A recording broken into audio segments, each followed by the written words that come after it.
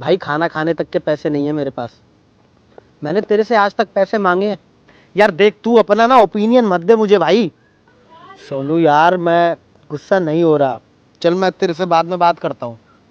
ठीक है।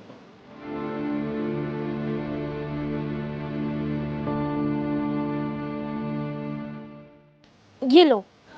लेकिन मैंने तो ये ऑर्डर ही नहीं किया। मैं जानती हूँ आपने ऑर्डर नहीं किया, पर मैंने अभी सुना आप किसी से बात कर रहे थे ना। आप खा लो ये। Thank you.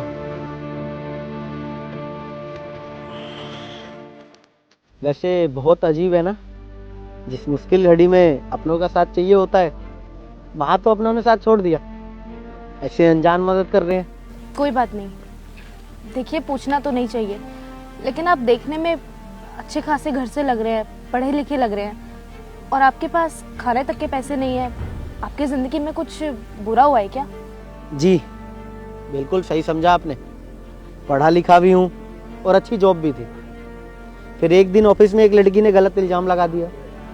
नौकरी भी चली गई, रेपुटेशन भी चली गई, और अब एक केस भी चल रहा है मुझ पे।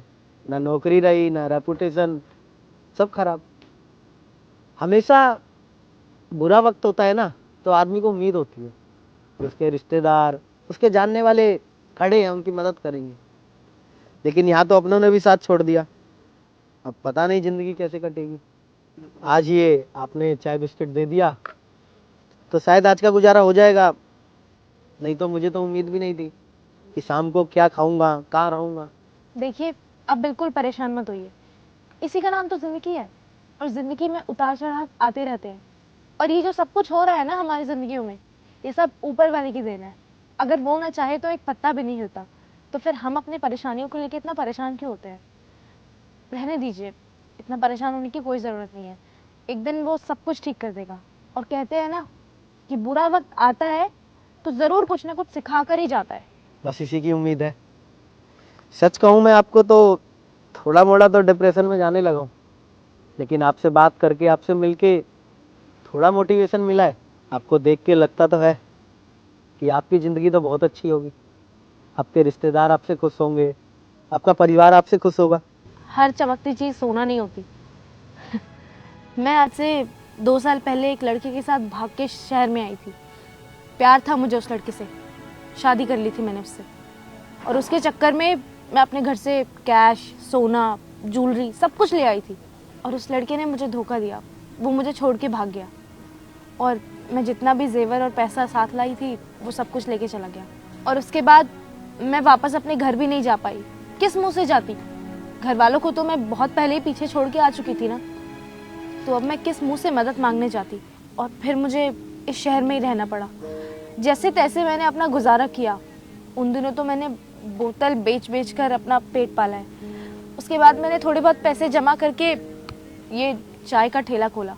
अब इस टपरी से मेरा छोटा मोटा खर्चा निकल जाता है और 2 टाइम की रोटी आ जाती है। इससे ज़्यादा मुझे अब और कुछ चाहिए भी नहीं। ये तो बहुत बुरा हुआ आपके साथ। अभी तक तो लग रहा था कि सिर्फ मैं ही परेशान हूँ, मेरी ज़िंदगी में मुसीबतें हैं।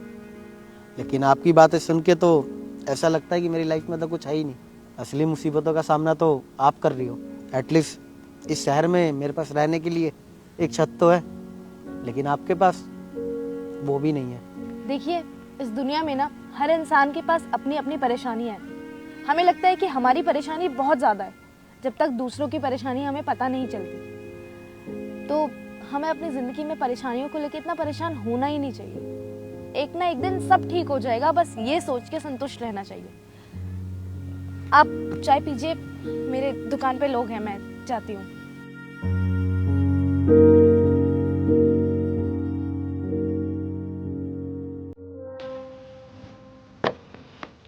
धन्यवाद, आपने मेरी मदद की। चलो अब मैं चलता हूँ। रुकिए, ये थोड़े पैसे रखिए, आपके काम आएंगे।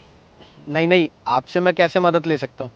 एक तो इस दुनिया में कोई ऐसा है नहीं कि किसी की मदद करे, और आपने मेरी मदद भी की और फिर मैं आपसे पैसे भी ले लूँ तो अच्छा नहीं लगेगा ना। रहने दीजिए। देखिए, मैं मानती हूँ कि आप खुददार हो और ये पैसे लेने से मना कर रहे हो, लेकिन मैंने सुना था, आपने बोला था ना कि आपके पास शाम का खाना खाने तक के पैसे नहीं है। और भगवान ने मुझे इतना काबिल तो बनाया ही है कि मैं किसी की तो मदद कर सकती हूँ। और अभी इस 500 रुपये की ज़्यादा ज़रूरत आपको है, मुझे नहीं। आप रखिए, एहसान नहीं, उधार समझ के रख लीजिए। जिस दिन आपकी नौकरी लग जाएगी ना, तब आप ये पैसे मुझे वापस कर देना। लीजिए। आपका ये एहसान मैं जिंदगी भर नहीं भूलूंगा। और जिस दिन मेरी नौकरी लगेगी ना, तो सबसे पहले आपके पास आऊंगा मिठाई खिलाने। धन्यवाद, आपने मेरी मजबूरी समझी और मेरी मदद की। भगवान आपको हमेशा खुश रखे।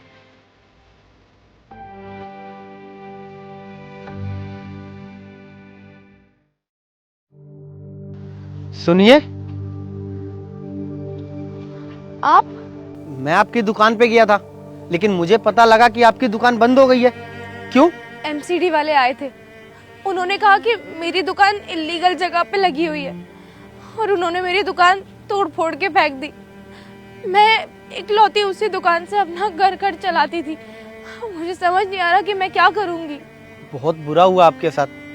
मैं तो आपकी दुकान पे ये बताने आया था कि मेरी नौकरी लग गई। कुछ सेविंग है आपके पास? सेविंग्स थी, लेकिन एमसीडी वालों ने बोला कि इल्लीगल जगह पे दुकान लगाई थी, इल्लीगल तरीके से लगाई हुई थी तो फाइन भरना पड़ेगा।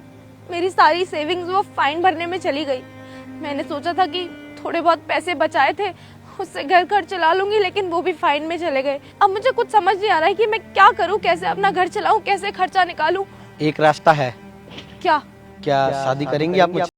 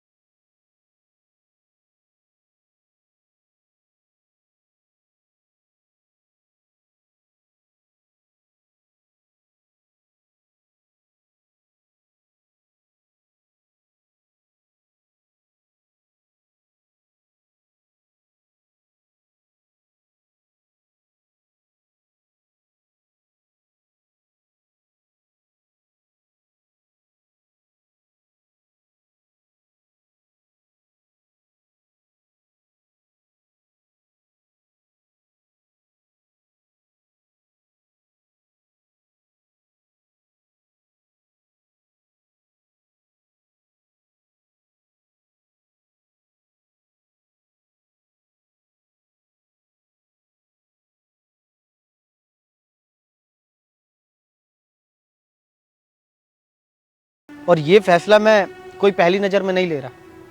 ये फैसला मैंने उसी दिन ले लिया था जिस दिन आपने मेरी मदद की थी। और आज तक किसी लड़की के लिए ऐसा फील नहीं हुआ है जैसा तुम्हारे लिए हो रहा है। शायद मेरे लिए प्यार का मतलब सुंदरता है ही नहीं। मेरे लिए प्यार का मतलब ये है कि एक ऐसा जीवन साथी होना चाहिए जो हमेशा तुम्हारे साथ खड़ा हो, हर मुसीबत में तुम्हारे साथ खड़ा हो। और आपसे कोई ज़बरदस्ती नहीं है। ऐसा नहीं है कि आपके हालात बुरे चल रहे हैं तो मैं इस मजबूरी का फ़ायदा उठा के आपसे शादी कर लूँ।